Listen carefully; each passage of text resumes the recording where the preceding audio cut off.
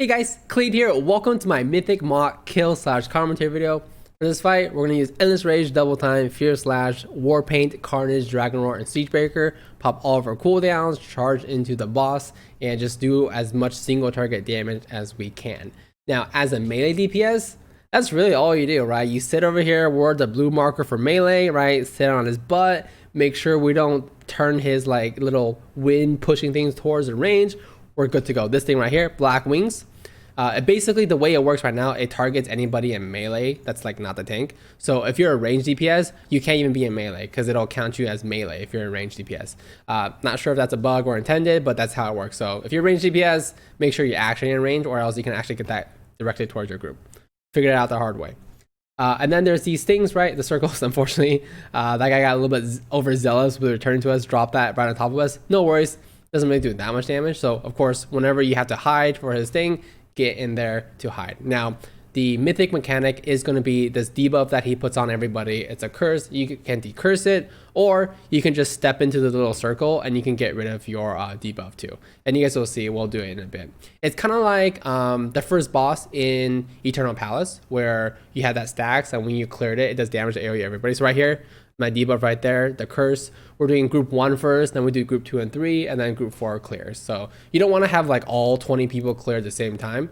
You do want to like stagger a little bit so you're not getting like insane amount raid damage.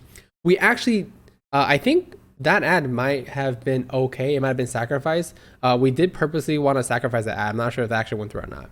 But regardless, if you do it correctly, I think we did it fine. You should transition at about 1 minute and 30 seconds like we did.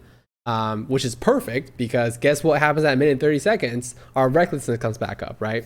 So we can blast this boss with our cooldowns. We did want to wait a little bit because this phase of the fight, just like other difficulties, as you're damaging him, you hurt yourself, right? So you don't want to start popping your cooldowns until we start getting these mana orbs and stuff in, because then you're going to get all this healing from your healers, because they're going to be just spamming out all their mana, right? Because it's going to give them a bunch of mana back. So we do hold off on DPS just like a little bit in the very beginning.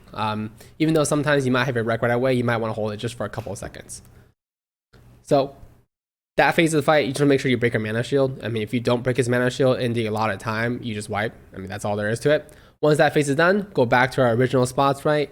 Melee on the blue marker, range over there on the left side, and that green marker, and then tanks in front of the boss. The thing is, that debuff on purple, I mean, the guy did a nice job in putting that marker, but you actually don't need to put it that far up. Because realistically, like, you actually use the pools to do a lot of things, right? Clear the debuff, immune yourself in the boss's cast. And so there really isn't a need for melee to move that much, right? Because we really just need to be here. Ideally, it's really just next to us. And I don't think I do it here because I don't think I get the debuff that much on this pool. But it really doesn't hurt you that much to stand in the pool. So you could actually have all of your pools just like stacked up very neatly into a circle. It really doesn't do that much damage. So I actually try to just do that, especially if the first, so right here, I'm just gonna put the circle pretty close to us, or try to get in there. So this way now it's kind of easy, right? If we need to clear, you can even like step in and still melee the boss. Right now you can't use any abilities, but at least you can still melee him, right? So just step in, there we go, clear a debuff, good to go. And this boss, I mean, considering the previous bosses, seems to be much faster. It's kind of like an Ashwing type of boss, right? Because once his mana reaches 100, he goes to that thing where now you have to break through his entire shield. Unfortunately, we wanted him, I think, to eat this ab, but we didn't get a chance to. So now we have to kill it, which is just killing the mana shield, which isn't great because you have limited amount of time to break his mana shield, right? And, you know, especially at the beginning of a tier, DPS is kind of tight. But generally for us, like, as long as none of our DPS are dead, we have enough damage to kill him. Sometimes we need too much damage because people will kill themselves. So just watch out for that. This is the best time right now. I'm using Enrage Regen, right? Best time to use all of our defensive cooldowns, including Enrage Regen. If your group needs Rally, I think I do use it actually right now as I talk about it. I use Rally right there. So this is where all of your defensive cooldowns are going to be laid out. And then you just keep defending the boss. Now, obviously, as you know, weeks get further and further along, and you know, this second phase, if you can push him just a little bit further into execute phase, it'd be really, really good for us, and you'll be doing a lot more damage.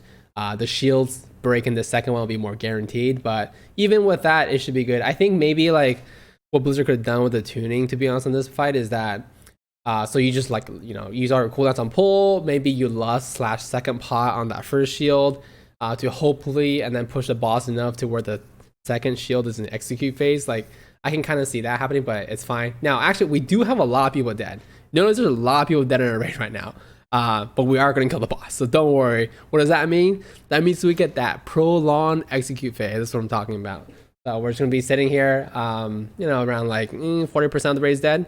Execute the boss as hard as we can. See, I stood in that pool for so long, right? It does not do that much damage. Much better than getting hit by like all the other stuff. So right here, when you have to hide, just hide, right? I see a lot of people are dead, so we want to be safe. You know, stood in there probably a little bit, like 1 second earlier than I would rather like, but it's better safe than sorry at this point. I was almost hoping for another set of cooldowns. We don't actually get it. Like, he basically dies as we use them again, right? So we're just executing it as hard as we can. We're not going to get another mana phase. I mean, he's only at 61% mana right now, so we're kind of chilling on that, right? Just clear the stacks. With so many people dead, it's actually not that big of a deal to clear the stacks anymore because there's just not that much AoE going out because there's only half the raid clearing stacks. So right here for this dodge win thing, it's actually a pretty narrow beam that I found. Like, if you just walk like diagonally forward, you're basically good to go, and he doesn't really push you back. It's kind of like that thing where if you play any sports like tennis or something, like if you do that forward diagonal, you'll like actually like reach the point faster instead of just going straight to the left or the right. But yeah, there's Maut, and I finally got my first like good corruption piece. We got Echoing Void right there, so now on the further bosses, we're gonna pump on them with that hopefully. But yeah, let me know what you guys thought about this fight down in the comments below. And as always, thanks for checking out the video. Feel free to subscribe to see more. See ya.